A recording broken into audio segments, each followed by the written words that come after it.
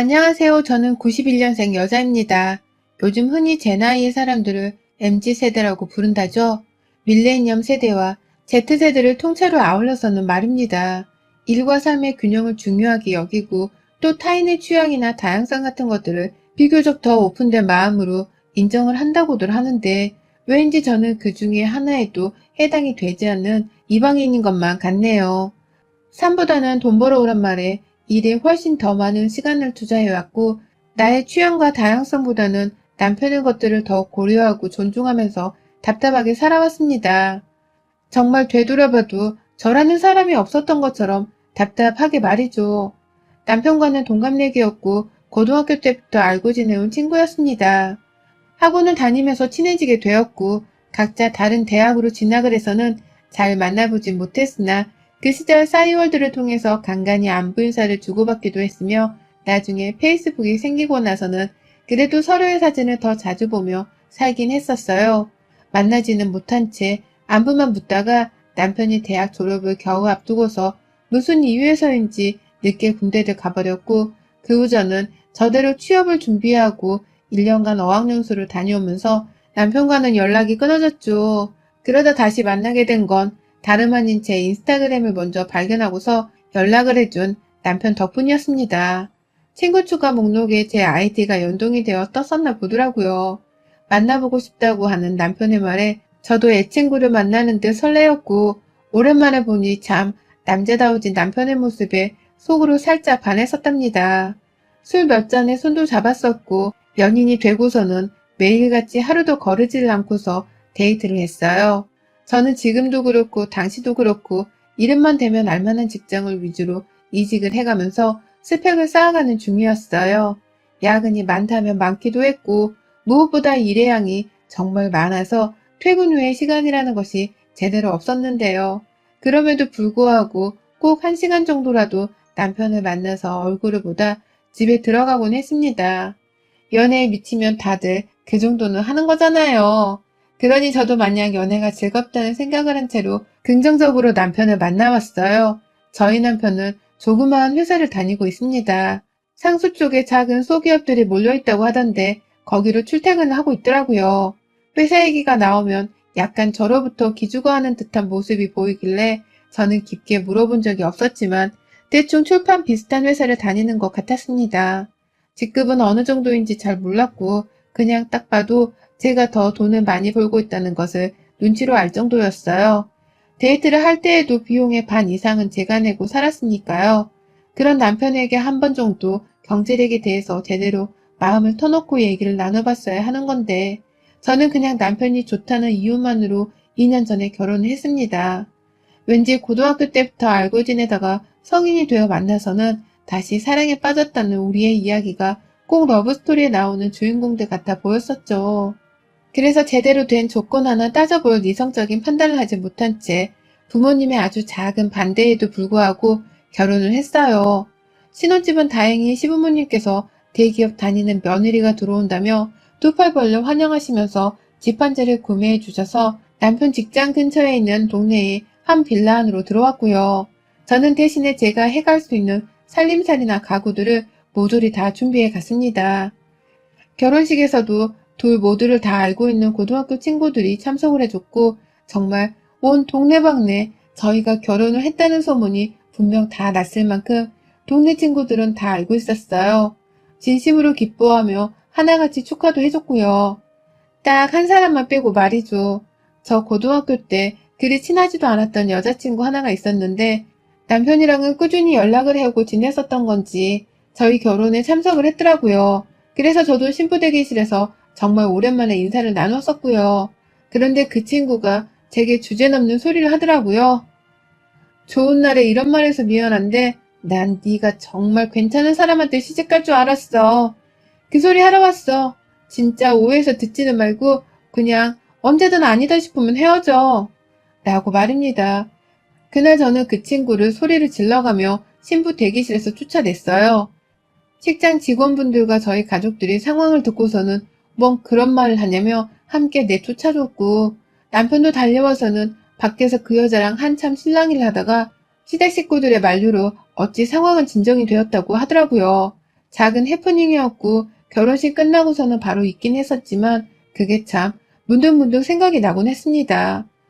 남편의 전 여자친구였나 싶은 마음에 물어보니 남편은 절대로 이성적인 관계는 아니었다면서 선을 그었고 그래서 전 단지 학창시절에 저를 좀 질투했던 여자애가 아니었을까 싶었습니다.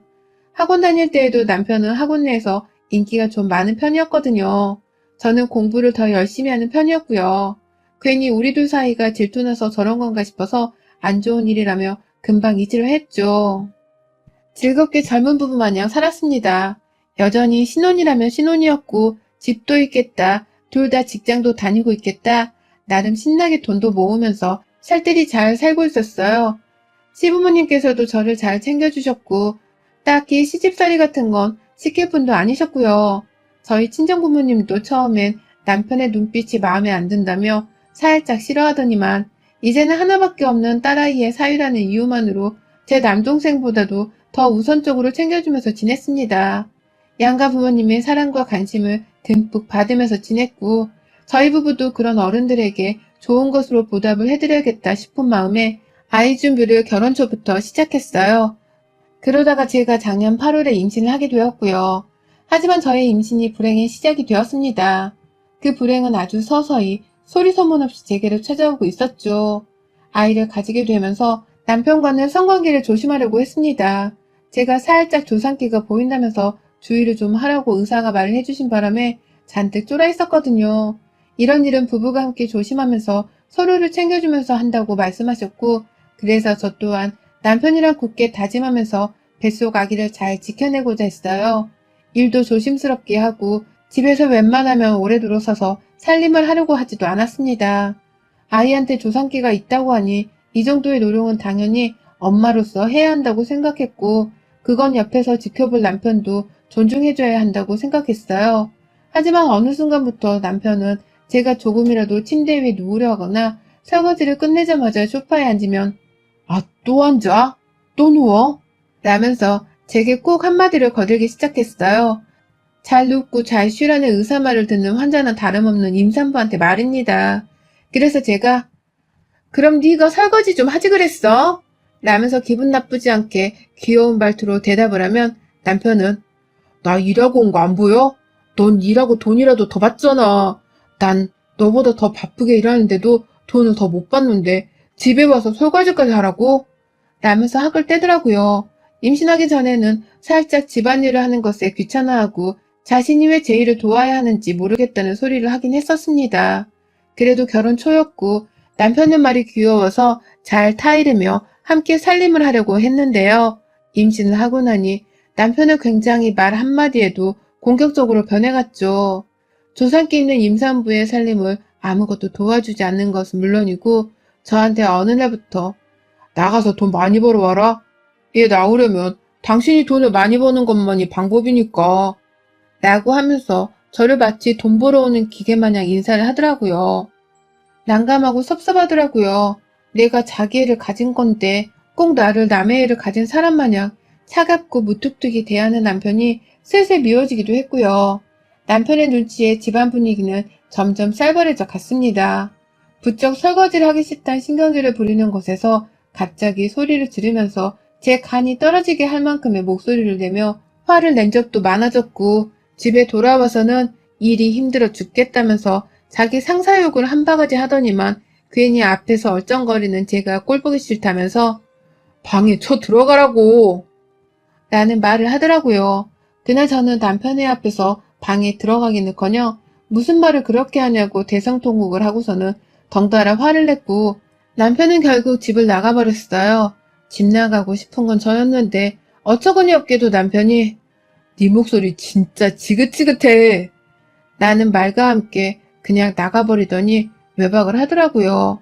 결혼하고 처음이었고 외박하고서도 처음인 남편의 외박이었습니다. 왜 우리 사이가 아이를 가지고 나서부터 급속도로 악화되어 가고 있는 건지 문제점을 찾고 싶기도 했고 남편에게 제발 저를 존중해달라고 애원도 여러 차례 해봤어요. 뱃속아기가 니피를 가진 애인데 왜 나를 이렇게 힘들게 하냐면서 대성통곡을 한 번에 그치지 않고 여러 번에 걸쳐 했었습니다. 임산부 정서가 정상적일 리가 없는 환경이었죠. 그러다 임신 6개월 차에 저는 유산을 해버렸습니다. 남편이 계속 속을 삭여서 그랬던 게 아니라 바로 남편을 숨겨둔 한 여자 때문이었어요. 세상이 무너져 내리는 기분이었어요. 요즘 모르는 번호로 부재중이 계속 걸려오고 있었지만 보이스피싱도 너무 많고 또 전화 올 곳이 없기도 해서 일부러 안 받았거든요. 그러다 하루는 남편의 핸드폰으로 제가 아닌 다른 여자의 이름이 적힌 채 자기야 사랑해 라고 문자가 날라온 겁니다. 놀라 회사에 있을 남편한테 전화를 했는데 남편은 전화를 받지 않았고 남편 회사로 전화를 걸어봤더니 글쎄 내 남편이 그날 월차를 냈다고 하더라고요. 저한테 말도 없이 자기 혼자서 회사 월차를 내고서는 아침에 출근하는 척 집을 나섰던 것이었습니다. 손발이 부들부들 떨려서 일을 제대로 하지도 못한 채 남편에게 계속 연락을 했어요. 점심때도 저녁 퇴근 시간이 되어서도 정말 수시로 말이죠. 그러다 남편이 저 퇴근한 걸 아는 건지 전화를 받더니만 대뜸 아 진짜 짜증나게 왜 자꾸 전화야 라며 화를 내더라고요. 그러니 저도 열이 받아서는 나한테 말도 없이 월차를 내고선 지금 어디에 있냐며 막 따져 물으니 옆에 웬 여자가 빡쳤냐고 물어보는 소리와 함께 전화가 뚝 끊겨버렸습니다. 심장이 벌렁벌렁 뛰기 시작했고 설마 나한테 문자를 보낸 수지라는 여자와 같이라도 있는 건지 그 여자한테 말하려는 걸 나한테 잘못 문자를 보내서 연락을 못한 건가 싶기도 하고 하루 종일 그 여자랑 보란듯이 나를 엿먹이며 둘이서 뒹굴었나 싶기도 해서 정말 미칠 노릇이었어요. 뱃속아기를 생각해서 진정을 해야 했는데 이러한 상황에서 이성을 찾고 진정할 수 있는 사람이 얼마나 되나 싶었습니다. 그리고 그날 남편은 보란듯이 외박을 하고서는 새벽 2시가 넘어 들어왔고 다음날 출근하는 길에 어떻게 된 거냐며 아침 일찍 일어나 아침까지 차려놓고선 물어봤어요. 평소 아침은 죽어도 먹고 출근을 해야 한다 해서 결혼 후 내내 남편 아침은 차려줬거든요. 그런데 남편이 제게 이혼 소리를 내밀더라고요. 이혼을 해달라면서 말이죠. 자신은 언제까지 뱃속아기를 생각하면서 성관계도 못 가지고 또 마음이 가지도 않는 아이의 아빠로 살고 싶지가 않다는 말을 하며 다짜고짜 제 임신 6개월 만에 이혼 통보를 해왔습니다. 외박을 한 후 바로 그날 아침에 벌어진 일이었어요. 당연히 저는 여자가 있었던 거냐면서 남편을 물고 늘어졌고 어제 수지라는 그 여자 목소리였냐며 캐물었더니 남편은 오히려 제가 상관할 바가 아니라면서 저를 일방적으로 무시했습니다. 제가 눈물을 흘려도 질린다며 쳐다봤고 아이는 어떡하냐는 말에 나중에 생각하자 라며 그냥 출근을 해버렸어요. 당분간 시댁에 있을 거라면서 짐가방까지 그 새벽에 다 싸서는 아침에 출근하며 나가더라고요. 저한테는 한 달 안에 비워줬으면 좋겠다고 그러니 제가 결혼하며 준비해온 가구며 살림살이들을 그 안에 다 빼서 가져가도 좋다고 하면서 말이죠. 정말 하루아침에 남편의 외도 의심도 모자라 이혼까지 해야 하는 최악의 상황에 배가 아파오는 줄도 몰랐습니다. 그 와중에 어떻게든 출근을 해야겠다며 정신을 잃은 듯 집을 나섰는데 부재중 전화가 또 울리더라고요. 본능적으로 남편의 상간녀가 아닐까 하는 생각이 들었어요. 그리고는 전화를 받았죠. 수지씨? 라고 하니 뜸을 들이다 저 아세요? 라고 묻더라고요. 그러더니만 임신한 분인데 남편과 헤어지게 해서 죄송하다고 하지만 지체하지 말고 빨리 이혼을 해주셨으면 좋겠다면서 내 남편을 사랑한다 어쩐다 하는데 와 출근길에 앞이 노래지더니 그 자리에서 그 여자한테 닥치란 소리 딱 한마디밖에 하지를 못하곤 제가 쓰러졌어요. 정신을 차리고 나니 병원이었고 저는 아이를 유산한 후였습니다. 옆에서 친정 부모님은 울고 계시고 시부모님도 저희 부모님 연락을 받고선 와 계시더라고요. 남편은 모습을 드러내지 않았고요. 친정엄마가 남편은 왜 안 오냐고 시부모님께 물어보는데 우리 시부모님도 남편의 이혼 계획을 이미 알고 계셨더라고요. 아, 뭐 일이 바쁜가 보죠. 라고 하면서 애를 잃은 애비한테 전화조차 하지를 않고 그렇다고 미안한 기색 하나 없이 그냥 정숙마냥 그 자리를 지키고 서 있는데 정말 딴 사람들인 줄 알았습니다. 나름 제게 참 잘해주셨던 분들이었는데 그때만큼은 너무 차갑고 매정하게 보여지더라고요. 결국 저도 시부모님 앞에서 다 알고 계셨냐고 남편이 바람 피우는 거 알고서 지금 이러는 거냐며 병원 한복판에서 소리를 질렀고 그걸 계기로 저희 친정 부모님까지 남편의 외도를 알게 되며 집안 간의 싸움은 걷잡을 수 없이 커졌습니다. 저희 부모님은 시부모 멱살을 잡고 난동을 피웠고 아버지는 남편 회사에 쳐들어간다고 하시는 거 제가 겨우 말렸어요. 더럽고 더 이상 꼴 보기 싫다는 생각에 빨리 손을 떼버리고 싶었고 다만 이혼은 그냥 못해준다면서 당연히 위자료 소송을 걸었었고 내 아이를 잃게 만든 죄로 상간녀에게도 똑같이 정신적 그리고 신체적 피해보상 위자료 소송을 걸었어요. 그래봤자 돈 몇천만 원 받는 게 전부였지만 이렇게라도 제가 할 수 있는 것, 그래서 남편에게 조금이라도 힘들게 할 수 있는 것이 있다면 다 뺏어오고 싶었습니다. 그게 돈이든 뭐든 말이죠. 하지만 그게 전부였네요. 바로 지난주 남편의 지인으로부터 남편이 재혼을 한다는 소식을 전해 들었거든요. 저는 유산 후 슬픔을 채 이겨내지도 못한 채 어떻게든 잊어보겠다며 열심히 일만 하고 가슴 졸이며 상처를 떠안고 살았는데요. 남편은 제가 지 불륜 때문에 뱃속에 지 새끼를 잃었음에도 불구하고 상간녀랑 아주 깨를 볶다가 결혼까지 한다고 하니 눈알이 돌아가더라고요. 저는 살림하고 아침까지 내내 챙겨줘가며 돈만 벌어오는 임산부로 살다 얘를 잃었는데 지는 내내 제 덕을 보며 편하게 살다가 이젠 하다하다 새 여자한테 장가까지 또 간다니. 그래놓고는 저를 공통적으로 알고 있는 제 지인들인 고등학교 동창들에게 또다시 청첩장을 보냈었나 보더라고요. 얘 잃은 지 반년 만에요. 속이 끓어오르는 게 그냥 결혼하게 놔두면 안 되겠더라고요. 제 아이를 생각해서라도 복수 정도는 남편에게서 받은 위자료로 해줘야겠다 싶었습니다. 어차피 그 돈은 더러워 쓰지도 않고 내버려두고 있었거든요. 저 결혼하던 날 왜 친하지도 않던 동창 하나가 저한테 와서는 남편이랑의 결혼이 아니다 싶음 언제든 헤어지라고 한 건지도 이제야 이해가 슬슬 갔어요. 그 여자애는 아마도 남편의 옛 연인이었겠고 저처럼 일방적으로 뒤통수를 맞은 채 이별을 당했었던 것일지도 모르겠다 싶더라고요. 그런데 왜 그렇게까지 남의 결혼식장에 와서 제게 그런 말을 했나 싶은 마음에 정말 수소문을 해서는 그 친구에게 연락을 했습니다. 만나서 물어보니 참 반전이었어요.